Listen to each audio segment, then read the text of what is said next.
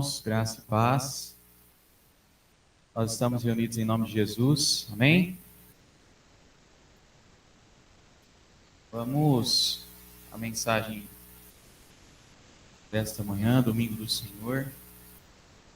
Eu convido você a abrir a sua Bíblia comigo no livro de Atos, no capítulo 16.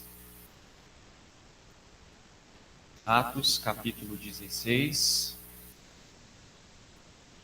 versículo 22 ao 34. Enquanto você procura e acha, convido você também a esvaziar o seu coração, a sua mente de todas as coisas e se concentrar naquilo que o Senhor tem a nos dizer nesta manhã. Atos, capítulo 16, versículo 22 ao 34 diz assim: Levantou-se a multidão unida contra eles, e os pretores, rasgando-lhes as vestes, mandaram açoitá-lo com varas. Depois de lhes darem muitos açoites, os lançaram no cárcere, ordenando ao carcereiro que os guardasse com toda a segurança. Este, recebendo tal ordem, levou-os para o cárcere interior e lhes prendeu os pés no tronco. Por volta da meia-noite, Paulo e Silas oravam e cantavam louvores a Deus, e os demais companheiros de prisão escutavam. De repente, sobreveio tamanho terremoto que, sacudindo os alicerces da prisão, abriram-se todas as portas e soltaram-se as cadeias de todos. O carcereiro despertou do sono e, vendo abertas as portas do cárcere, puxando da espada, ia suicidar-se, supondo que os presos tivessem fugido. Mas Paulo bradou em alta voz: Não te faças nenhum mal, que todos aqui estamos. Então, o carcereiro, tendo pedido uma luz, entrou precipitadamente e trêmulo, prostrou-se diante de Paulo e Silas. Depois, trazendo-os para fora, disse: Senhores, que devo fazer para que seja salvo? Responderam: Crê no Senhor Jesus e serás salvo tu e tua casa. E lhe pregaram a palavra de Deus e a todos os de sua casa. Naquela mesma hora da noite, cuidando deles, lavou-lhes os vergões dos açoites, e a seguir foi ele batizado e todos os seus. Então, levando-os para sua própria casa, lhes pôs à mesa. Com todos os seus, manifestava grande alegria por terem crido em Deus. Amém. Até aqui. Uma história narrada aqui por Lucas no livro de Atos, aonde conta para nós a prisão de Paulo e Silas. Um dos relatos mais inspiradores do Novo Testamento, né? Nós podemos, com essa história, esses relatos, aprender algo nos dias de hoje, com relação àquilo que nós acabamos de ler. Todos sabem que Paulo e Silas eram dois seguidores de Jesus, bem sabemos disso. Paulo e Silas foram testemunhas daquilo que diz respeito ao Evangelho, à pregação da palavra de Deus. Eles viajavam contando às pessoas sobre o amor de Deus revelado em Jesus. E durante essa sua segunda viagem, mais exatamente, Paulo e Silas chegaram à cidade de Filipos, que era uma colônia ali da Macedônia, e lá Deus usou Paulo para libertar uma jovem que estava possessa por um espírito de adivinhação. É o que vai nos contar alguns versículos que antecedem esses que acabamos de ler. Uma jovem que era explorada por seus senhores. Quando Paulo chega ali e vê a situação desta jovem, ele expulsou o espírito da jovem e os seus senhores ficaram furiosos com Paulo, pois eles não poderiam mais lucrar com aquela situação, porque eles lucravam com aquelas coisas. E então, movidos pela ganância, eles acusaram falsamente os missionários ali de causar confusão naquela cidade. E o texto vai nos dizer logo em seguida que eles ficaram revoltados e violentamente prenderam Paulo e Silas. Eles foram agarrados e arrastados até as autoridades. E compõe o contexto imediato é essa situação, para que então Paulo e Silas estivessem nesse momento presos. A Bíblia nos mostra dois homens aqui que foram acusados injustamente, foram espancados, foram humilhados, foram lançados na prisão, eles foram acorrentados, com os pés presos, no tronco, o texto vai nos dizer, provavelmente com as costas abertas pelas feridas, pois eles foram chicoteados. E mesmo assim, o que me chama a atenção, irmãos, é que não houve murmuração da parte deles, não houve desespero da parte deles. E justamente nesse cenário acontece uma das maiores demonstrações de liberdade espiritual na Bíblia. Eles escolheram responder à dor com fé, com a fé que eles tinham em Jesus. Eles escolheram responder à dor deles e diante daquela situação com adoração. E o fato é que essa atitude mudaria tudo.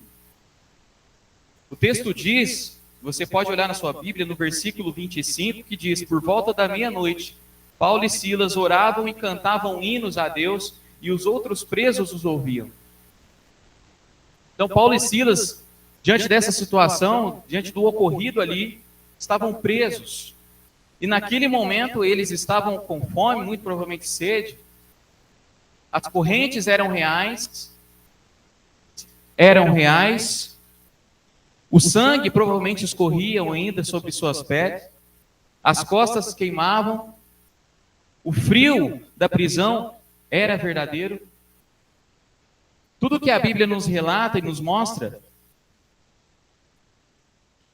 era que dois homens estavam sendo presos por fazer algo que eles foram incumbidos por Jesus de fazer. Mas havia algo ali que ninguém podia impedir, que era a presença de Deus na vida desses dois homens.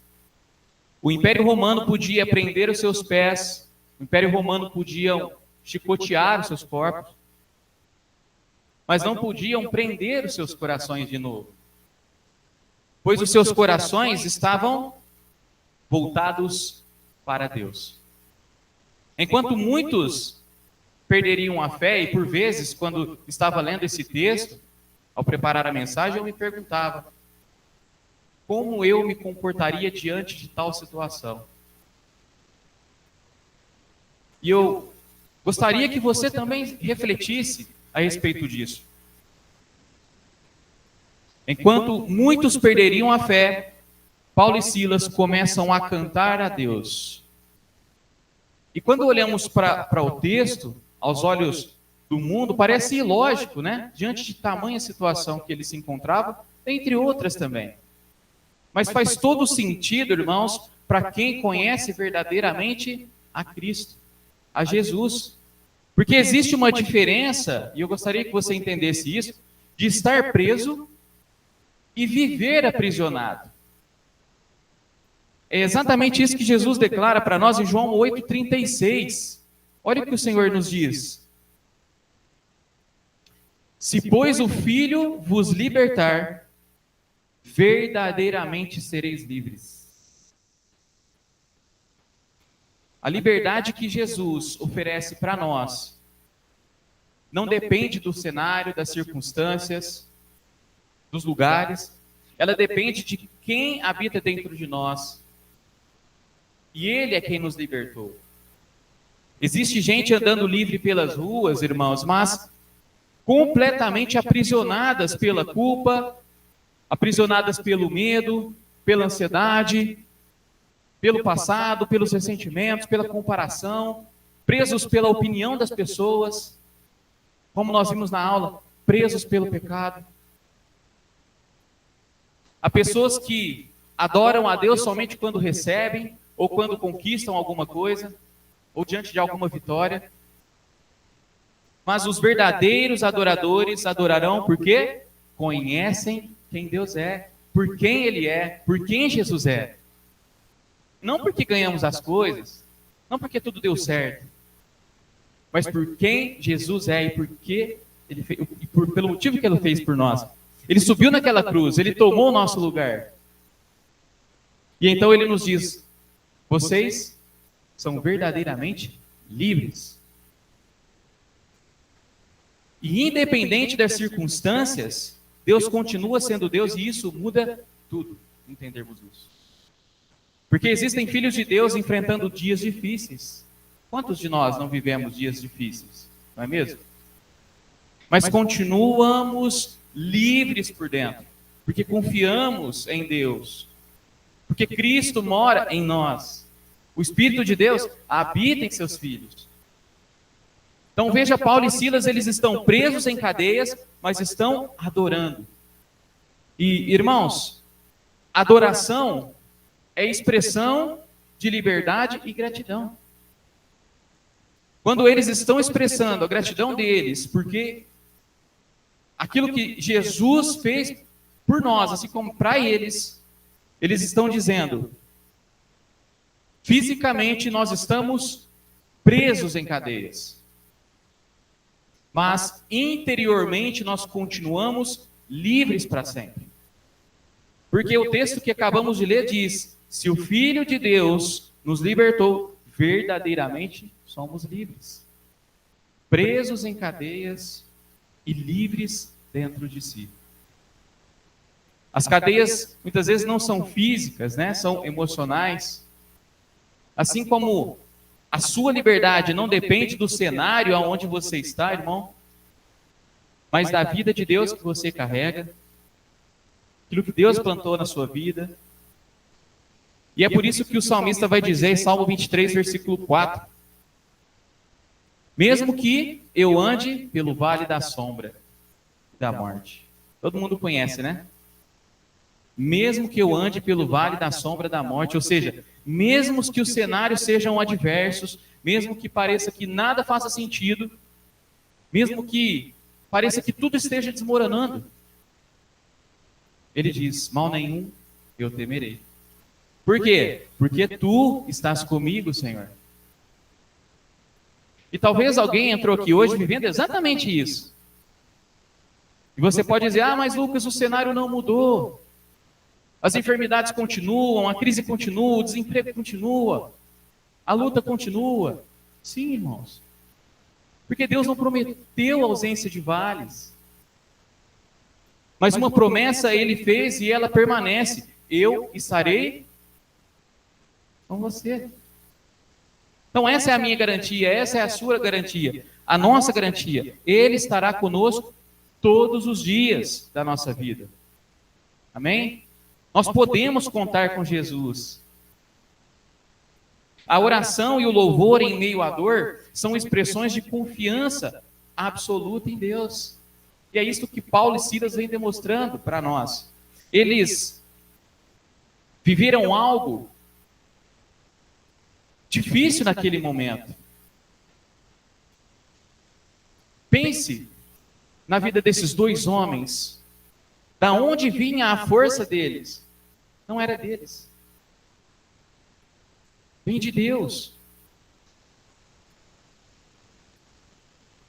O louvor e a adoração declara que a fé não depende das circunstâncias, mas da certeza de que o Senhor é bom e soberano sobre tudo e todas as coisas, e o tempo todo. Tenha certeza de que Ele é, irmãos. E Paulo e Silas sabiam que o poder de Deus não estava limitado a paredes, às algemas, aos grilhões, à injustiça humana. E ao invés de lamentar, eles transformaram o sofrimento deles em adoração.